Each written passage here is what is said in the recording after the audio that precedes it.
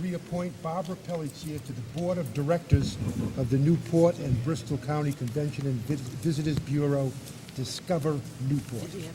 Second.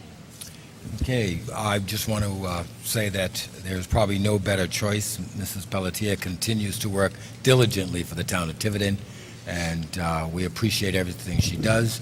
So I will say, all those in favor? Unanimous. Thank you, Barbara.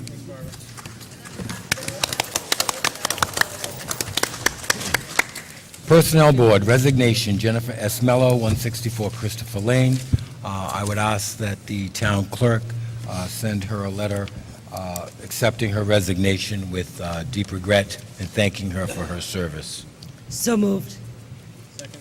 Motion and a second. All those in favor? Aye. Motion carries. Okay, under new business. Discussion and possible reconsideration of the town planner appointment. I put this on the agenda.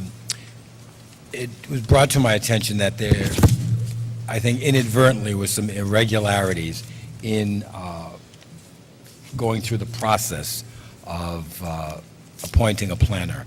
And the Personnel Board was very direct in their directions as to the number of candidates and then an alternate, so that we have to ensure that we did follow the process.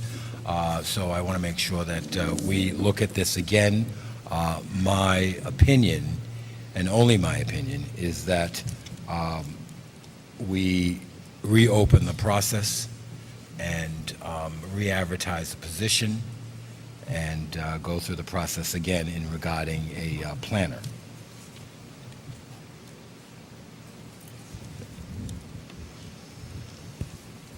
Anything from the council? Are you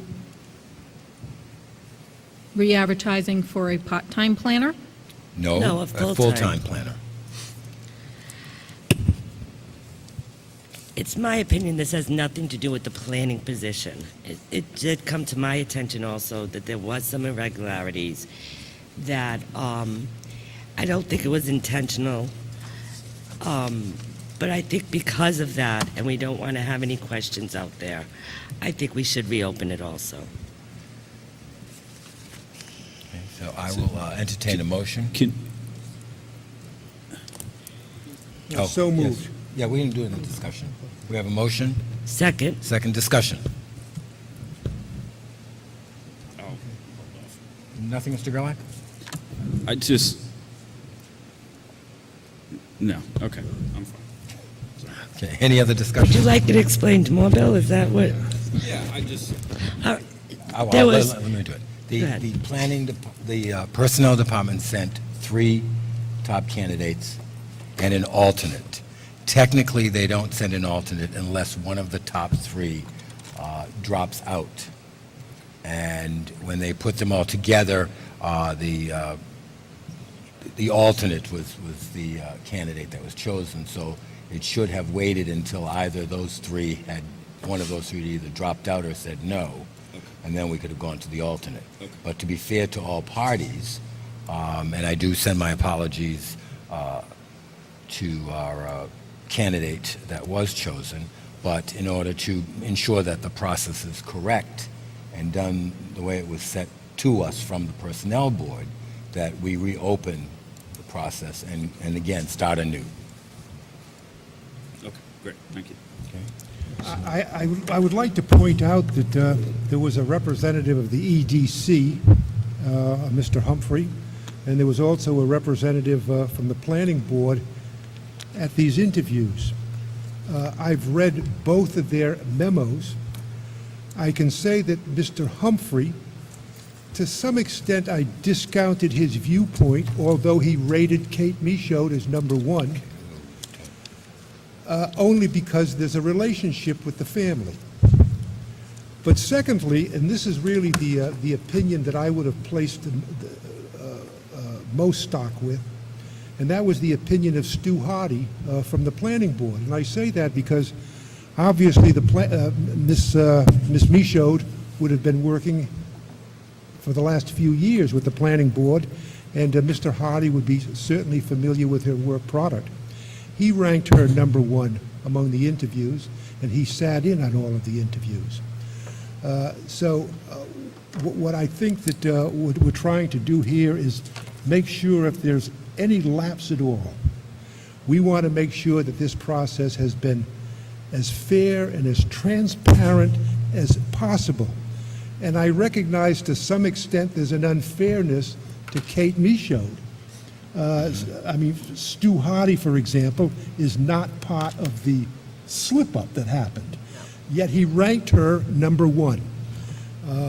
But I join with Ed and the others in this proposal that we vacate the appointment at this point and just go through the whole process once again so that there's no criticism and there's no lingering doubts with anyone. Okay. I think that's fine. I would just also state that it might be a good opportunity for us to develop some appropriate procedures and protocols with the Personnel Board, so that everybody knows What the policy what the and procedures policy are. and procedure is, because the charter does not really specify in great detail what the procedure is, aside from recommending 3 candidates. So, Okay, so we have a motion and a second. I will again call for a voice vote, starting with Mr. Gerlach. Aye. Aye. Nay. Aye. Aye. yeah. Motion carries. We'll ask the town administrator to start the process again. Town administrator, discussion regarding status of the DPW backhoe loader. Mr. President, this is on the agenda this evening due to the nature of, I'm sorry, Mr. Wojcik, could you just speak a little louder? all right, how am I doing now? No. Not very good. Still nothing? Nothing. Psst, psst, psst. No? How's that? No, we can't hear you down here. How's this? That's better. This is on the agenda this evening because of the nature of the recommendation that the DPW director and I are making. Puts us in we're straddling a budget season with a rather significant purchase that was anticipated to be made several years from now, or a couple of years from now, but we need to make right now on the basis of fiscal prudence as well as the needs of his department. I want to compliment my department head here, Steve Berlucci, on doing a very nice job of researching what the town's options would be. And I also want to compliment the potential vendors for at least considering a rent-to-purchase option for the town that would allow us to apply as much as 100% of the rental paid towards a future purchase of this equipment.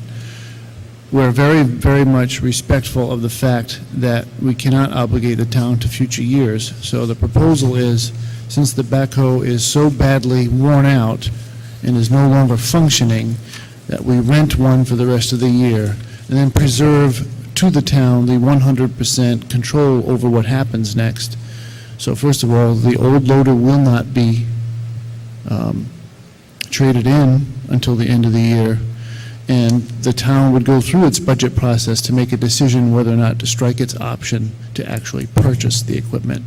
But by getting a leg up here, I think we'd have a new piece of equipment fully operational instead of the expensive rental we have now with a very small piece of equipment that's not getting the job done. To the extent that any further detail is required, I'll let Steve Berlucci answer questions. Okay. Mr. Berlucci. Thank you very much. Just some background. Our existing backhoe is a 1999. It's 15 years old. For half its life, it loaded salt and sand into our plows until we got our front-end loader, which was about 7 years ago. There's extensive rot. I got a price really just to repair the front end, which really couldn't even drive down the road, and to repair the digging bucket. That was all sloppy, and you couldn't really control which way it was going. And a set of tires, because the tires were all bald. The total cost for those two items, repairs and tires, came out to about $18,000. So last Thursday, I went up and met with the service manager and went over the other things that were wrong, that we didn't get prices to repair. One was the engine burns excessive oil when you load it up, the transmission's leaking. The boom moves by itself sometimes without anybody at the controls. Not fast, but enough to be in a different position than the laborer thought it was previously, and he could get whacked pretty hard.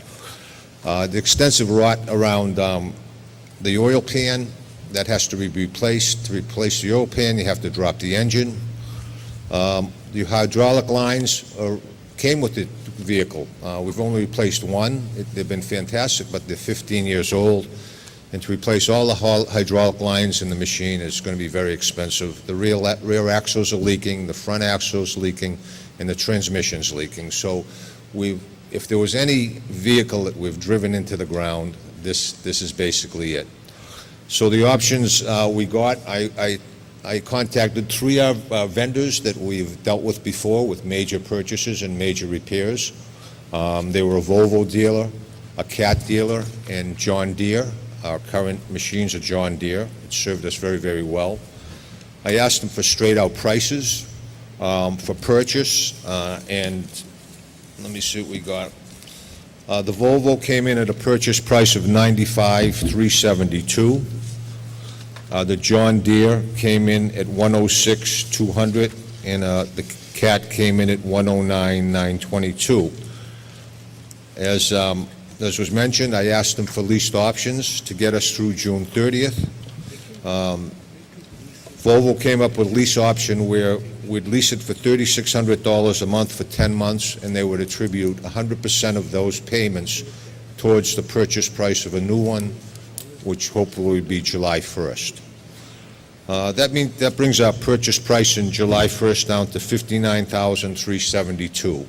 That's applying all the rental credits, and that doesn't even include the trade-in. Again, a trade-in was mentioned, but I couldn't get a value. It's going to be around $10,000, but the trade-in would be on the purchase, so it wouldn't be part of the rental option. So realistically, if we went out and purchased a Volvo, next fiscal year, it'll cost around $50,000. That's the total price, along with the rental credits that we would get for it. Next in line was John Deere. It's a machine I favored because we just had one for 15 years. It worked great up until now. The repair history was good. The repair service was excellent. Again, that came in a little higher at 106. They were only going to give us a 90% credit on all of our payments. For 10 months, that came to about $32,400. And at the end of the purchase, the lease option, we'd owe $73,800. And the Cat was even higher than that. So it really comes down to the cheaper one, which was a Volvo, which we really don't have any history with. I know they make nice cars. I've contacted several other directors. No one seemed to use the Volvos.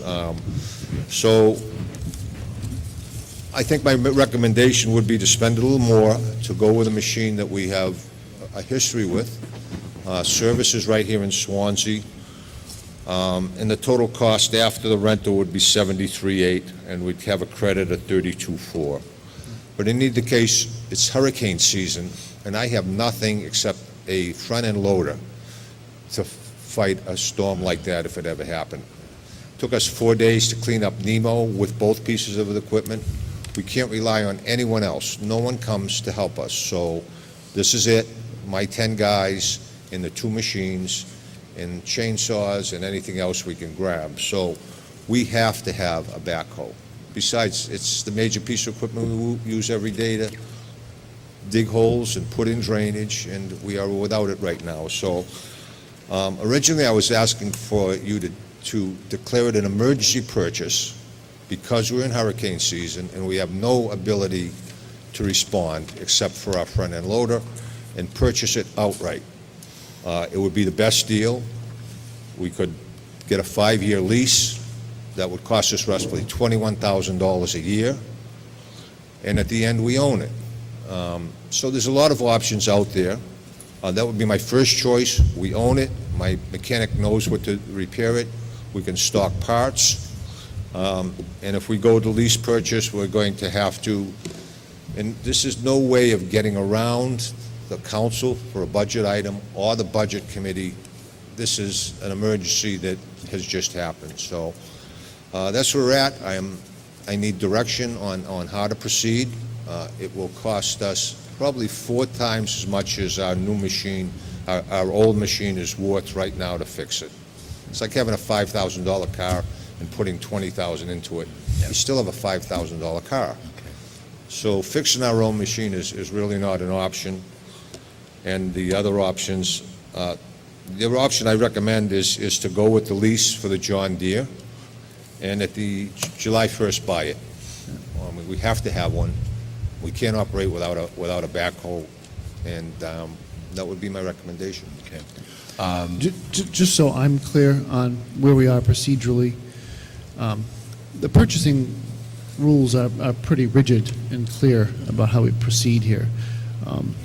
I wasn't enthusiastic about pursuing this as any kind of emergency because purchasing law requires an emergency to be imminent. Imminent. The word is Yep. imminent, and we didn't meet that test, in my impression. I think these quotes that we've gotten from different vendors are a very good place to begin, but we will have to put this out to bid. Those quotes will form the specifications that we need to publish in a bid, but it may be that some of them want to come back to us with a better deal. The only thing we can do is ask for the council's guidance. Are you comfortable with this transaction structured as a rent-to-own, or lease-to-own, whatever you want to call it, after the end of the fiscal year? And if so, we'll use the information you've garnered in this research and the quotes to set the boundaries for a formal bidding process. That would make sense. Okay. The only thing is, I'm just saying, obviously, you have changed your recommendation from what was presented to the council. I did that because yesterday I received a lower bid from John Deere. They were at $118,000 really- plus. We're going to just bid it out anyway. We can't talk about the specific bids No. because they're not bids. No, but I'm I'm just, not I'm bid, ju- I'm sorry. It's really Prices. just the idea of whether, I think it's legal for the council, if you've got the money, to lease something, as long as you have the ability, you'll take it out of the... so that if the budget committee hasn't approved it as a capital expenditure for next year, on June 30th, you say, here's your piece of equipment back, they keep the lease payments that they've got, and thank you very much. That's a legal way you can do it. And I think that's what the administrator is looking for the council's guidance, whether you want to go down that road or not. Yeah, I mean, obviously, we don't know what the next budget cycle will be. So, whether or not that can be part of the bid process, assuming that these same vendors would bid. Sure. I mean, even if we leased it from John Deere, that doesn't stop Cat or Volvo from bidding, at that time. So, and I'm not sure the legalities of it, but if that could be part of the bid process, said any, lease payments be part of, the payment of that, I'm sure that can be worked out, at that time. But I think right now, we would have to stick with strictly a lease, with an understanding that should they be chosen as the vendor, then those lease payments would be put towards, the value of the new equipment. Right. But, and again, you're taking the cost of the lease out of your repair budget. That's what's going to hurt. Yeah. It's going to hurt at the end. Yeah. I'm stuck between a rock and a hard place. That's where we're at, and I guess we pray for rain, because there's going to be a lot of transfers in the second half of the year with the repair money, because we're going to run out of repair money. If I have to pay $36,000 to rent a piece of equipment, lease the piece of equipment till June 30th, I have a $75,000 budget. that's half the budget. So we'll be trying to transfer money, save it where we can in anticipation of this unexpected cost. Okay. That's all I can do. I think the only thing is to ask for a motion to allow the DPW to lease a backhoe and choosing which, no? I think, Do we Permission to advertise. want to make a motion to go out to bid? And then when that Permission to comes in, advertise. I Yeah. think it's, advertise, and then when that comes in, we make the decision. Yeah, we have to go advertise with for the lease. Yeah, wasn't on the yeah, we have to advertise for the yeah, lease. may I suggest that the actual, I know a lot of things, it's like, just go ahead and advertise it, but given the nature of this and the fact that it wasn't on the agenda for permission to advertise, I think it's just to get the sense of the council. If you're okay with it, then to come back at the next meeting with the specific advertising language, and that would make sure that everyone's comfortable with that the language in the advertising will give you the out, so that it's not a hidden capital acquisition. Yeah, I'll poll the council. I think everyone agrees that we need to do something regarding a backhoe. So come to us at the next Will do. meeting. I understand. Just a quick question. You say the DPW is currently renting a mini excavator at $2,600 a month. Yeah. If you lease this other piece of equipment, does that lease go away? Yeah, we have that lease for just for the 30 days, just to get us through from now till we get something else done. But again, if it drags on, we're in hurricane season, and like an air conditioner in August, when the heat wave comes and the storm comes, I'm not going to be able to go find a backhoe.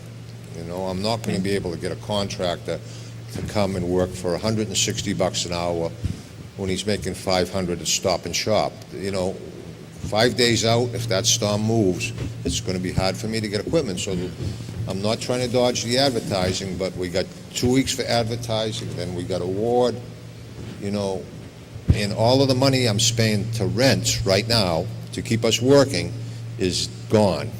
That doesn't come back to us 1 cent. So 2,400's Got it. gone already. If we go to another month, 2,400, that's five grand gone that we could do something constructive with. That's Yeah. all. But unfortunately, Mr. Bellucci, that's the If it was process. your own private home, you wouldn't operate this Yeah. way. But I know you have to, but there's a waste of money Yeah, in the because- process. So, Because there is no immediate emergency, I know. there's nothing we can do.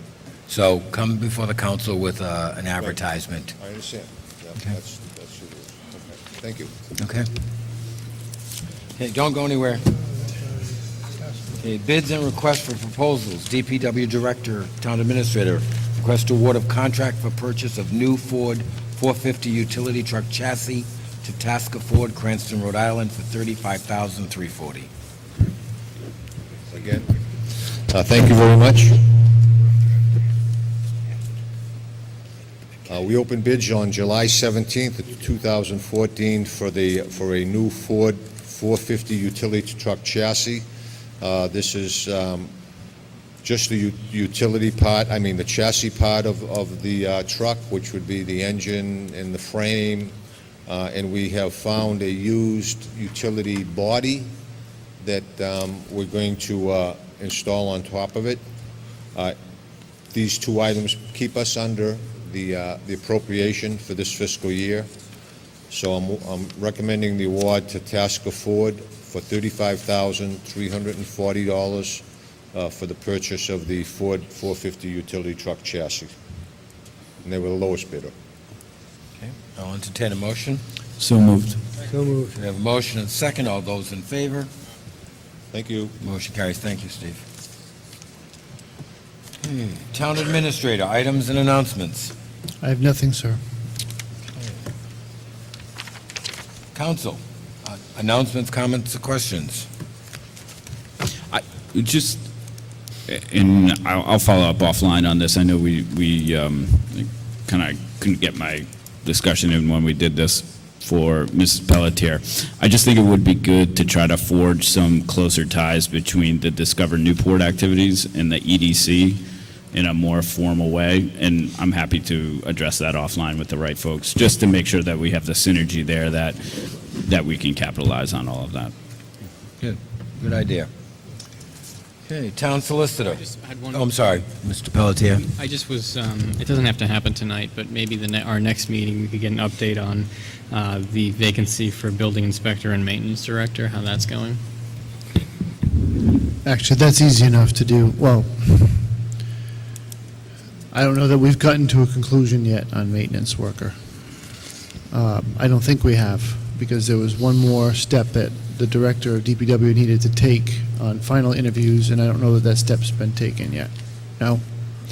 So we still have one outstanding interview to complete and make a decision before we can move on with that process, one way or the other.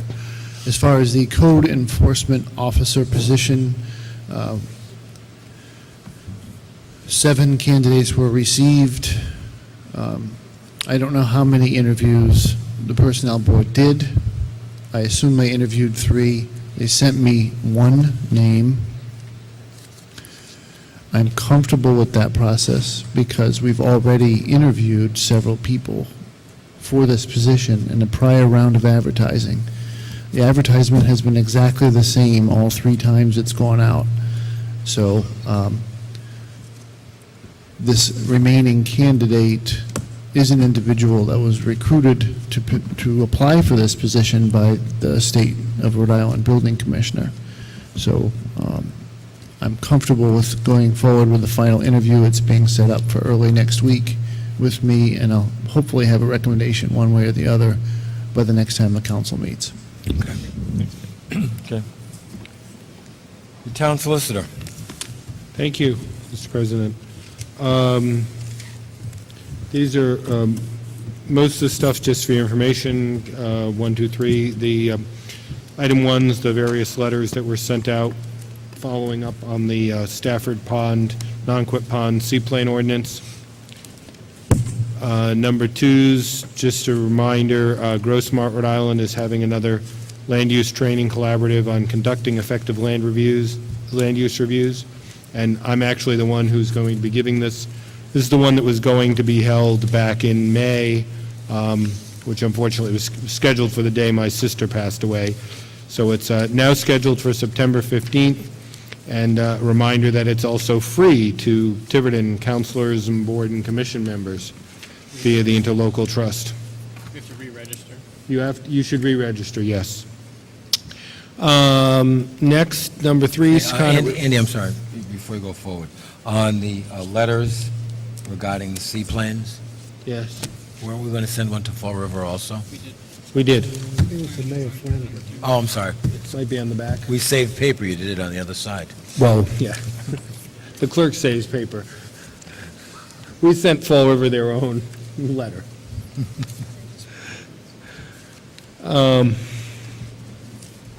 Number 3 is Sconnet River Bridge tolls.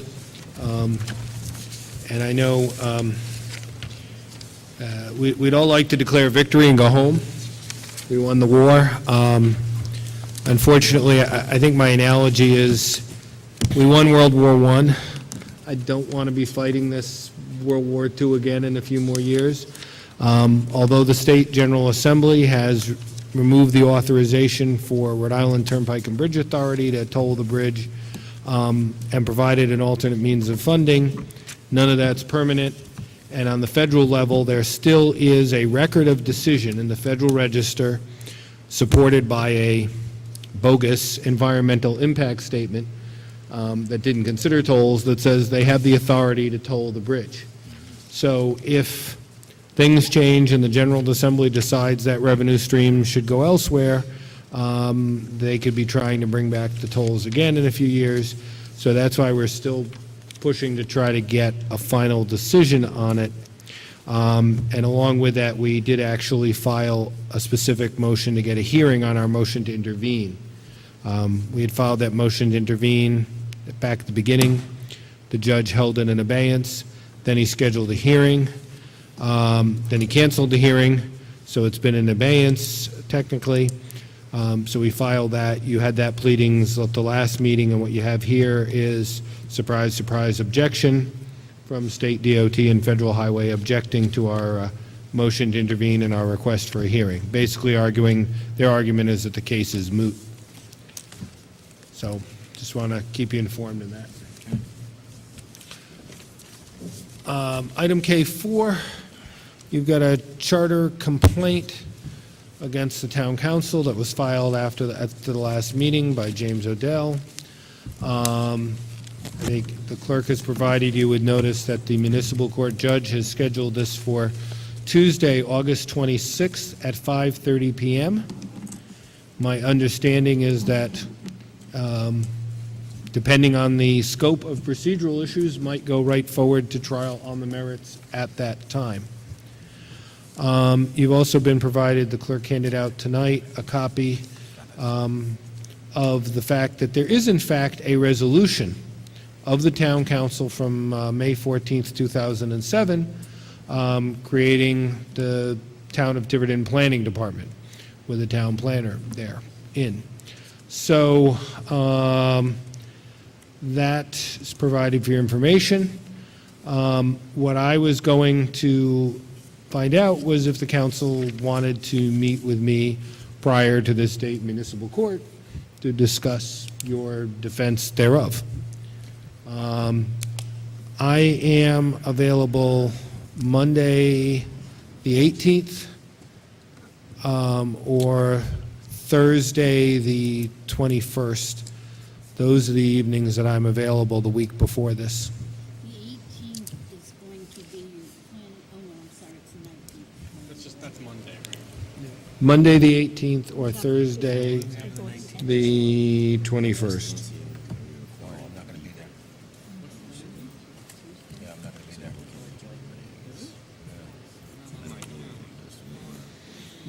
Planning board sent some rain today. Oh, I'm not The going to be meeting there. on Carpionato, when is the Carpionato? The 18th or the 21st? Yes. Yeah, to go over the charter complaint. I thought so. The 19th. 19th, yeah. I can't make it.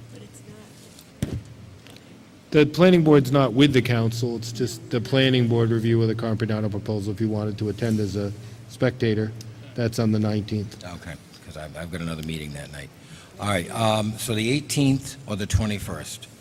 7 o'clock town hall? Everyone Either or. available which day? Either one. 18th, either one. Unfortunately for me, the 21st works better. The 21st works better for me, which is a Thursday. Is a reception To meet with Andy. And my phone says 1%, so you gotta decide quickly. I'm gonna get it in my calendar.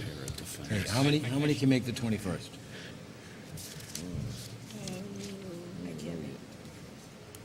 The 21st is not, you said, I'm okay Those are with the two choices, I 21st. haven't heard back You're yet. okay the 21st? Okay. I'm fine. Okay, the only one that's not okay is Denise. That gives you more time to post it, too. We'll keep you posted. Okay. Keep your phone with you. I'll text you. Okay, so we will meet on the 21st, 7 o'clock, Town Hall. just be an executive session. Yes. Just Be an executive session for litigation. The 21st at 7 o'clock. Thank you. That's all I've got.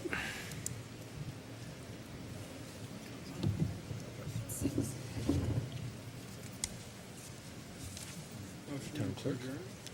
Okay, motion to adjourn. We have motion and a second. All those in favor?